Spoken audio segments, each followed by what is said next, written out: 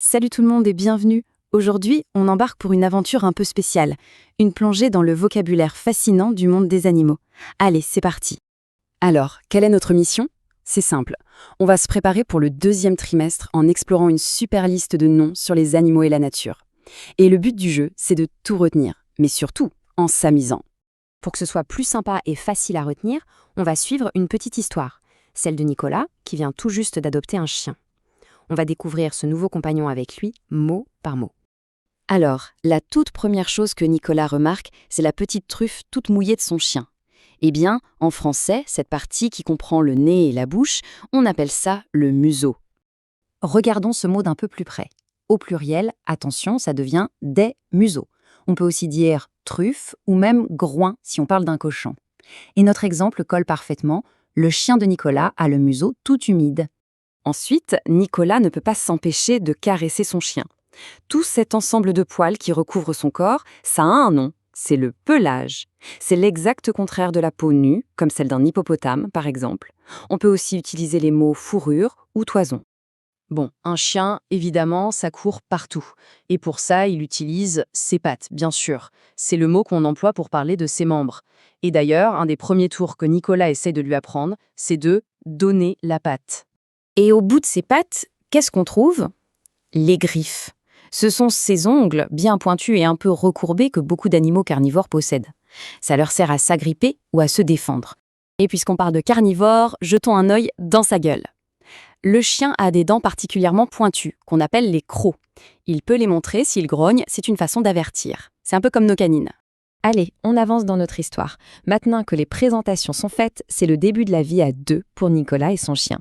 C'est le début d'une grande amitié. Ils deviennent carrément inséparables.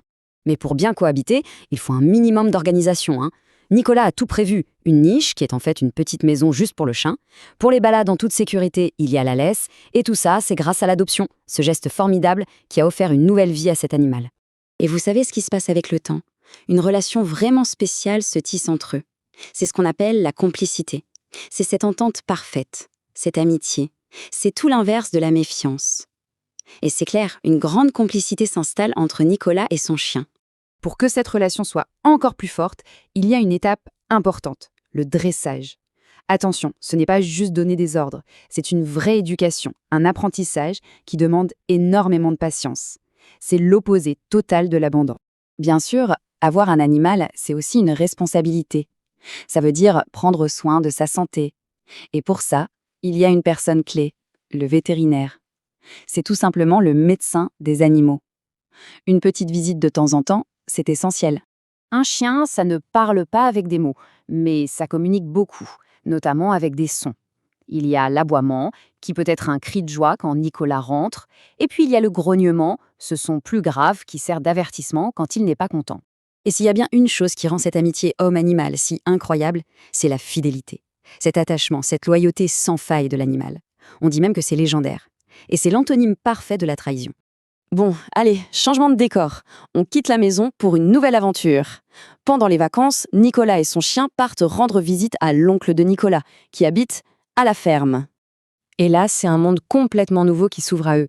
Ils découvrent la ferme, cet endroit où on fait de l'élevage, c'est-à-dire qu'on s'occupe des animaux, et ils explorent la basse-cour, là où vivent les poules, les canards, tout ce petit monde à plumes.